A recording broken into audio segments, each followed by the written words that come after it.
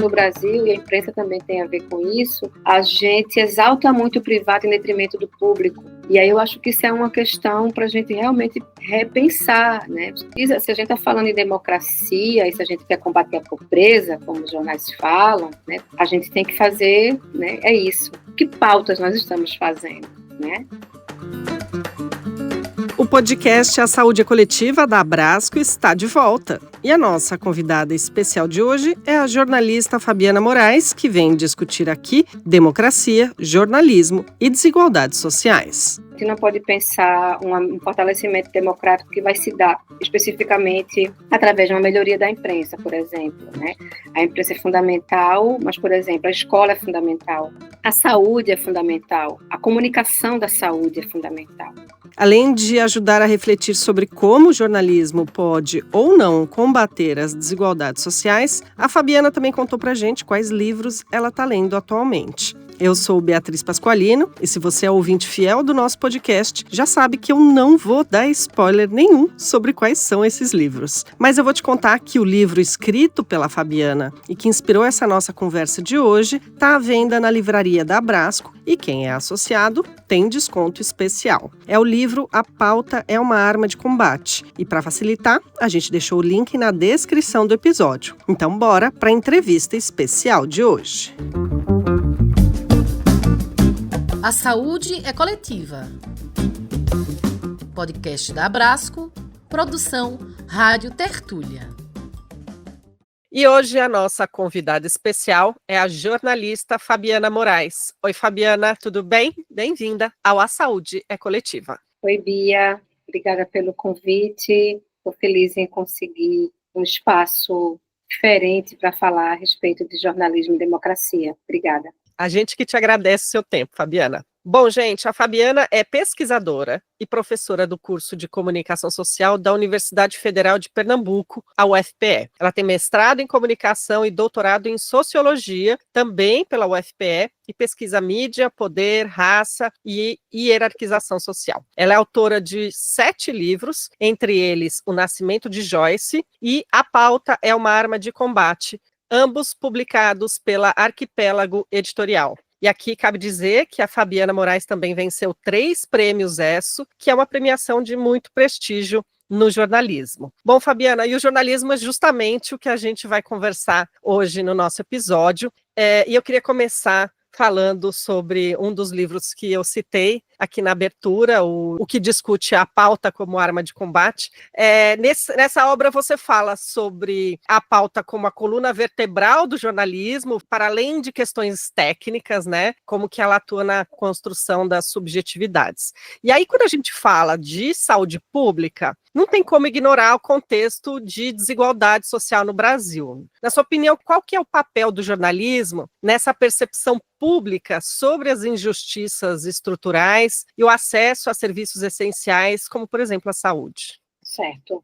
Eu vou citar um exemplo que está muito fresco nesse momento, né? Eu não sei quando é que o podcast vai sair. A gente está já no fim de maio e há 2 dias, né, numa sessão no Senado, na qual a ministra Marina Silva foi convidada, o senador Marcos Rogério, do PL de Roraima, ele, entre outras questões, outras coisas que ele falou, ele disse: ponha-se no seu lugar, né, para uma ministra de Estado com a história de Marina Silva, né? A ministra do Meio Ambiente, Marina Silva, se retirou de uma comissão no Senado após se sentir ofendida pelos parlamentares. A confusão começou com uma discussão entre Marina Silva e o senador Marcos Rogério, do PL, que presidia a sessão na Comissão de Infraestrutura. O microfone de Marina chegou a ser desligado. Não venha voltar a responsabilidade. Ministra, depois faça uma reunião lá da equipe do governo e faça esse debate. Vamos governo de frente. Senador Chico Rodrigues. Ditadura que o senhor não se importou com ela. Senador Chico Rodrigues. Me respeite, ministro. Me respeite. Você ponha no teu lugar. Vossa Excelência é a palavra. Isso, presidente! Esse ponha-se no seu lugar, além de ser algo completamente absurdo, né, de ouvirem um senador falar isso para a ministra de Estado, ele também, acho que ele é muito pedagógico, quando a gente observa o quanto o que essa expressão carrega, e o que essa expressão carrega a respeito de como a gente enxerga as pessoas e de que lugares essas pessoas, esses diferentes grupos sociais, que lugares eles deveriam estar ocupando, né? A maioria de nós sabemos, né, quem é Marina Silva, não sei se o senador Marcos Rogério, mas a gente tem ali a fotografia de um senador branco, um homem branco, falando, se dirigindo a uma mulher negra ou indígena, não sei como é que a Marina se autodeclara, mas não é uma pessoa branca, nem é um homem. E eu acho que é pedagógico para pensar a imprensa, porque esses lugares onde nós deveríamos ocupar, o lugar que Marina tecnicamente deveria ocupar, eu digo tecnicamente, entre aspas, né? Ele é um lugar também que foi sendo, como é que eu posso dizer, construído e repetido como lugar destinado a uma pessoa como Marina, a uma pessoa que tem origem pobre, a uma mulher que já trabalhou como empregada doméstica, a uma ex-seringueira, né? Que, apesar dos pesares no país não desigual quanto o Brasil, chegou a ocupar o cargo que ela ocupa e está sentada naquele lugar, né? Quando a gente pensa na imprensa, a imprensa brasileira, não só brasileira, mas eu vou falar brasileira porque eu conheço ela muito bem, conheço de dentro e conheço de fora, a imprensa brasileira, ela historicamente, ela vai perpetrar esses lugares nos quais uma pessoa pode ou não estar, nos quais ela pode ou não falar também. Tem uma pesquisa que eu cito aí na pauta É uma Arma de Combate, eu não vou me lembrar agora, desculpa o nome do pesquisador, mas isso é fácil a gente encontrar, que ele vai fazer uma análise sobre 30 anos de capas da revista Veja, que já foi, durante muito tempo, o semanário mais importante jornalístico do Brasil, né? E eu digo mais importante porque mais vendido, com grande circulação, com muita influência no debate público. E nessa pesquisa de 30 anos, né, são 4 capas semanais, né? Mensais, ele vai identificar quase 70% de capas ocupadas por pessoas brancas. Essas capas estão pautadas por critérios de objetividade, por exemplo, que é muito caro ao jornalismo, né? Mas, sem entrar nisso agora, o que é que a gente tem como pedagogia quando a gente percebe que nas capas de uma revista, com a influência que a Veja já teve, a gente tem quase 70% de pessoas brancas nessas capas num país que tem uma maioria negra, né? País de pretos e pardos. Então, eu acho que pegar essa pesquisa, né, sobre a imprensa brasileira e pensar nessa fala do senador, elas são diretamente conectadas. Então, a gente vai pensar aí em que pessoas historicamente puderam falar, em que pessoas puderam não só falar, mas ser vistas e visibilizadas como pessoas que são dotadas de uma racionalidade que as coloca em outro patamar hierárquico. Porque se a gente, né, pessoas negras aparecem na imprensa, bastante, mas como elas aparecem? Em que lugar elas aparecem? O que elas falam? Então, acho que a tua pergunta tem muito a ver com o que está acontecendo no Brasil atualmente, e o que está acontecendo no Brasil atualmente tem uma relação carnal, eu diria, com os modos que a imprensa brasileira nos fez ver, aprender e entender. E aí, como é que essa cobertura, com todas essas características, e ela acaba impactando? Qual é a ligação que a gente pode fazer, a relação dessa cobertura com a formulação de políticas públicas, assim? E aí acho que vale considerar também quem produz a notícia, quem consome, de que forma, né? Que leitura você faz? E aí a gente pode falar de políticas públicas também, da saúde ou de outras áreas, assim, qual que é o impacto? Sim. Eu acho que nesse sentido é importante a gente fazer uma pequena separação, e aí isso também tem a ver, inclusive, com a minha resposta anterior, né? De que imprensa a gente está falando, né? Porque a gente vai ter diferentes atores e posições nesse campo noticioso brasileiro. Tem aqui a chamada imprensa tradicional, ou como eu gosto de chamar, imprensa comercial, que se autodeclara imprensa profissional, mas eu acho que é mais preciso a gente falar aqui de uma imprensa comercial, porque a imprensa profissional também está no jornalismo independente, né? Também está no Intercept, também está na Revista Gama, também está no Joio Trigo, também está na Marco Zero, também está em diversos veículos, noticiosos do Brasil que são independentes e são profissionais, né? São profissionais. Então, a gente tem, inclusive, diferentes maneiras de visibilização de políticas públicas a depender desses atores localizados dentro desse campo noticioso. Isso é importante a gente marcar. Ao mesmo tempo, a gente sabe, né, que a imprensa que tem uma maior reverberação, né, é essa que a gente chama de imprensa comercial ou tradicional. E, de maneira geral, Bia, assim, esse jornalismo comercial, ele tem uma característica muito forte, que é uma trilha, eu vou dizer desse jeito, uma trilha mais relacionada a um pensamento neoliberal. O pensamento neoliberal tem um problema muito sério com políticas públicas, de maneira geral. A gente sabe disso.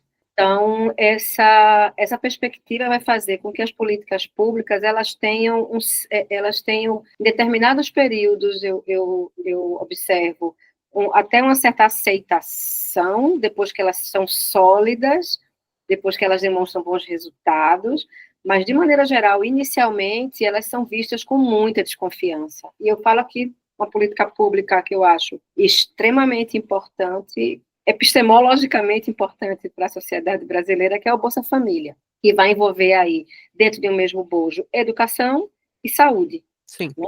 E o Bolsa Família, quando ele começa a aparecer, derivado também, né, de alguns elementos que vinham também de políticas que estavam ali presentes no governo FHC, ele foi chamado de Bolsa Esmola. Pela imprensa, né? Pela imprensa.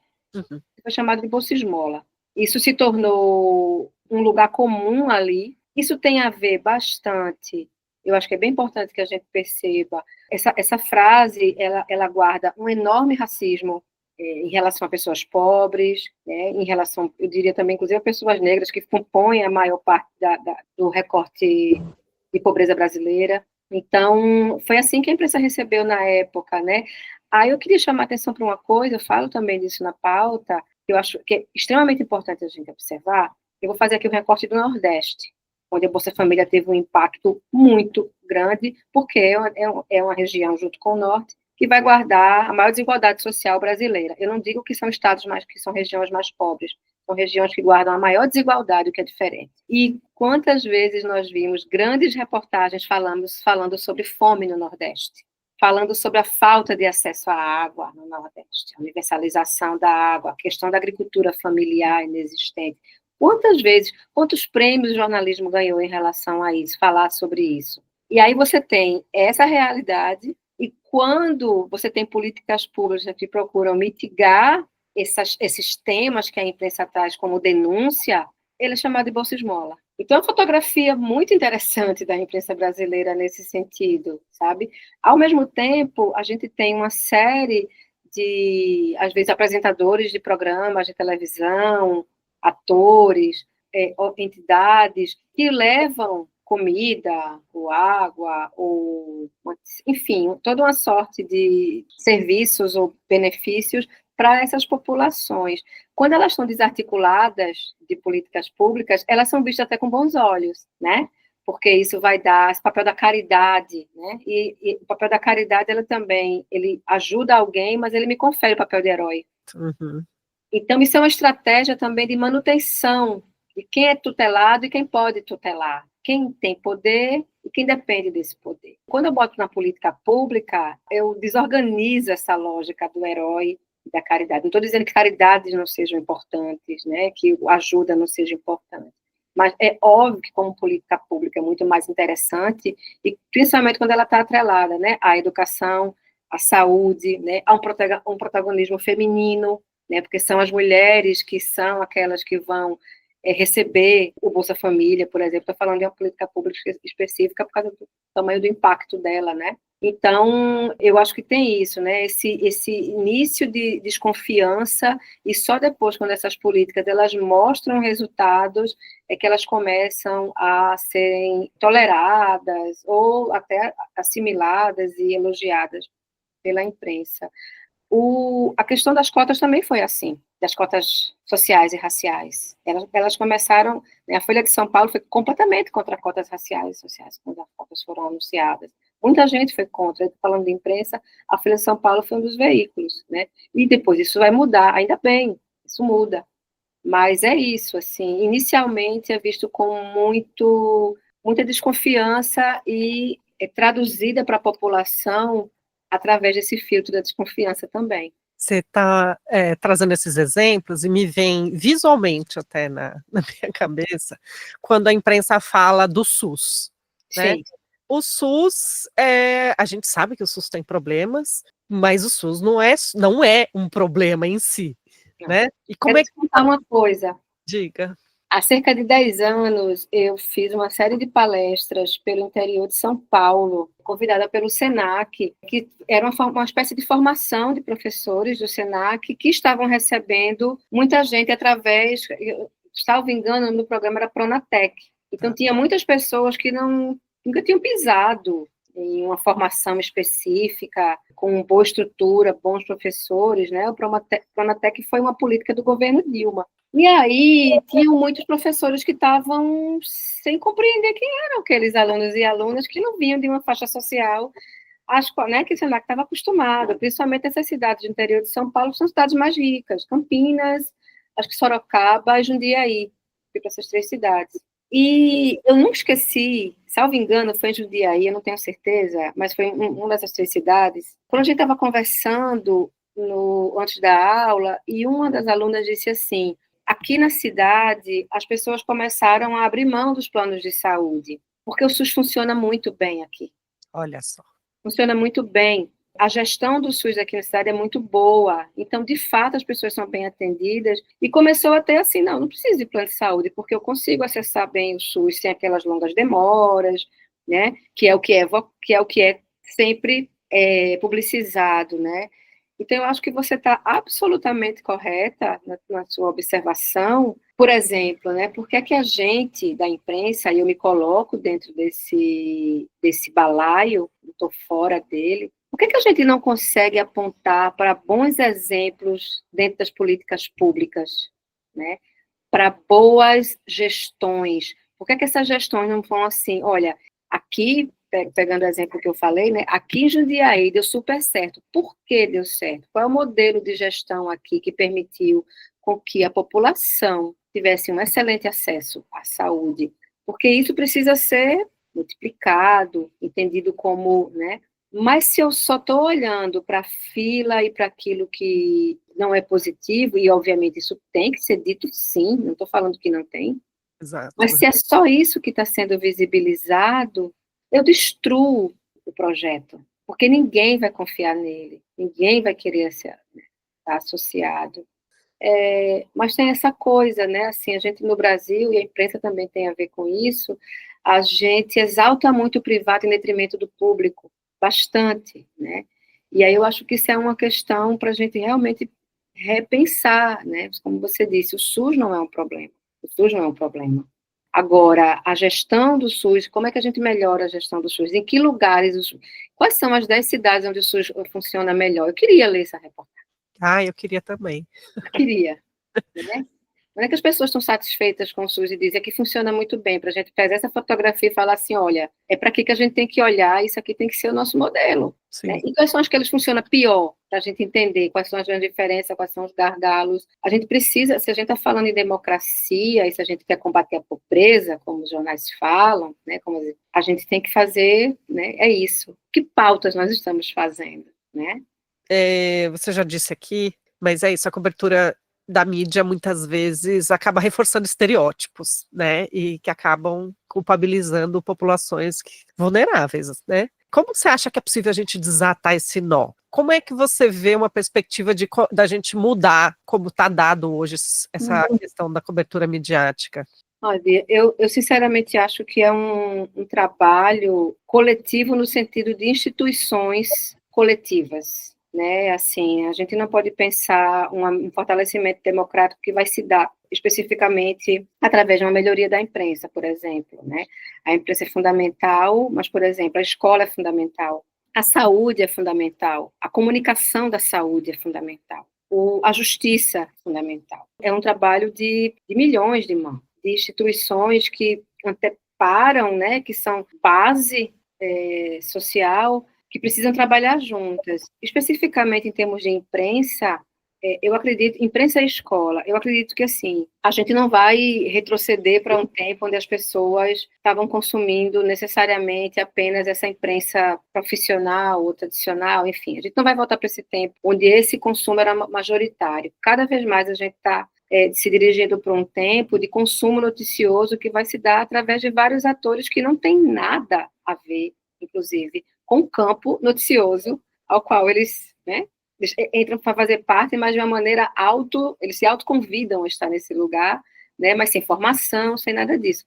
E muitas vezes eles são muito bons, inclusive. Né? Ao mesmo tempo, o jornalismo está caminhando para isso, para pegar, né, várias das estratégias de rede, né, do que a gente chama hoje de newsfluencer, né, que é a notícia e a influência, para conseguir, né, se espraiar também para uma população mais jovem, enfim. Mas esse trabalho não pode ser só da imprensa, né? Por exemplo, assim, olha, a gente tem que ter uma sociedade que está consumindo só desinformação, ela é muito frágil democraticamente, ela é extremamente frágil.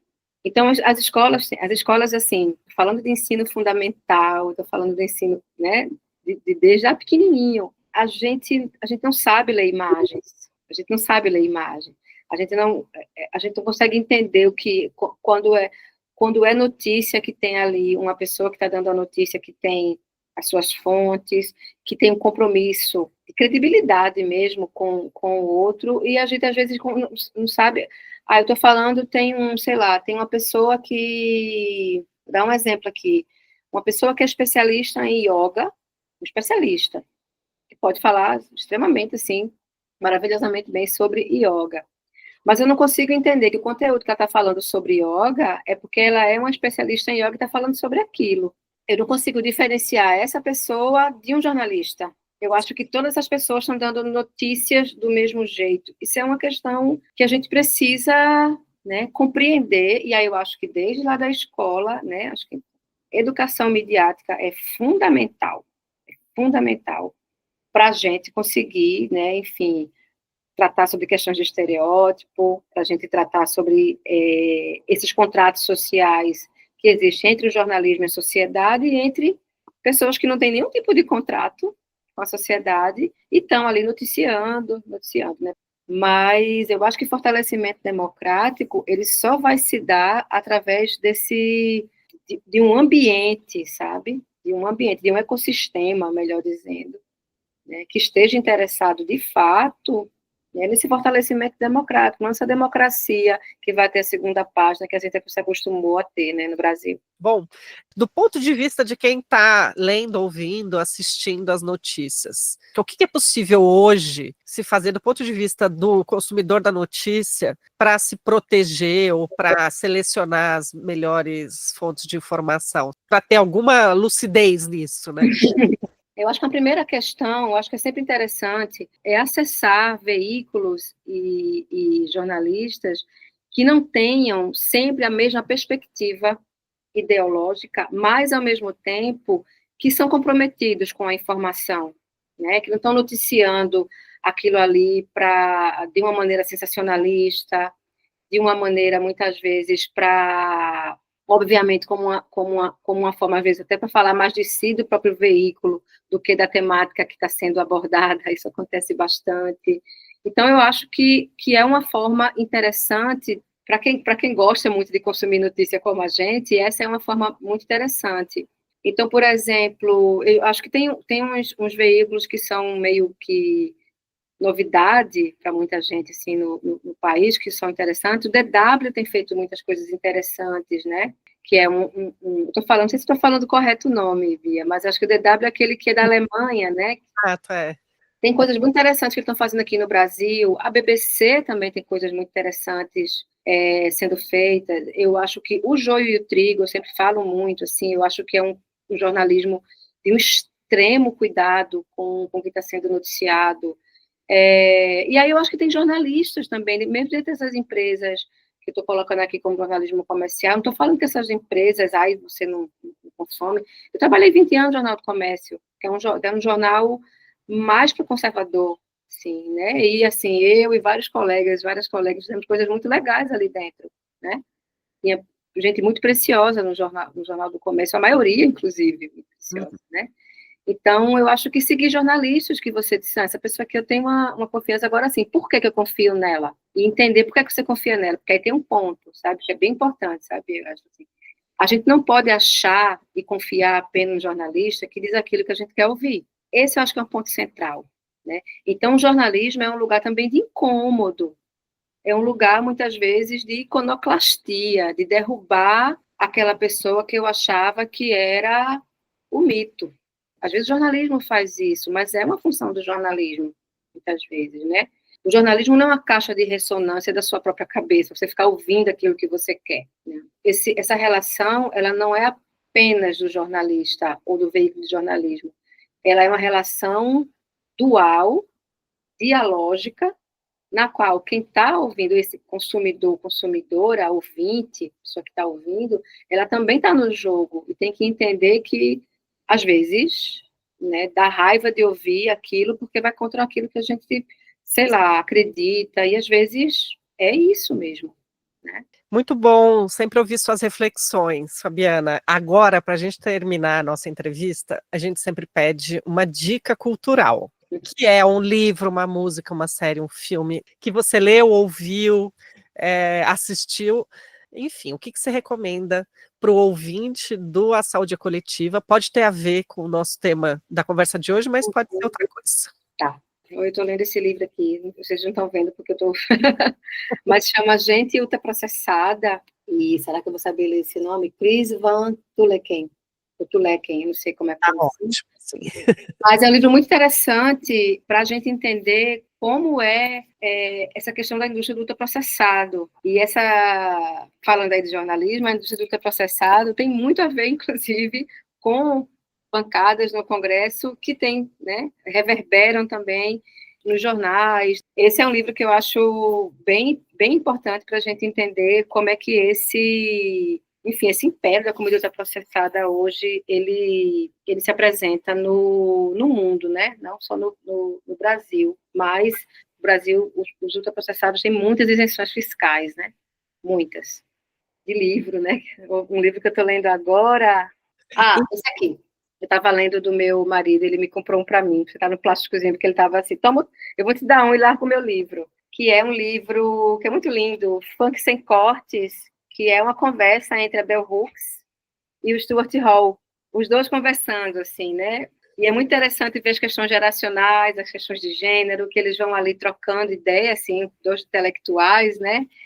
Falando sobre, enfim, obviamente questões de raça, mas observando, assim, a questão da presença da intelectualidade, de pessoas negras, né, dentro desse espaço da intelectualidade, né, dentro da discussão política, né, como é que o Stuart Hall, né, esse pesquisador extremamente importante para a gente pensar os estudos culturais, né, os fundadores dos estudos culturais. Então é muito legal, assim, porque é uma conversa, né, entre esses dois atores. É um livro bem novo, assim, ele foi lançado faz pouco tempo, então é uma indicação que eu acho que é interessante.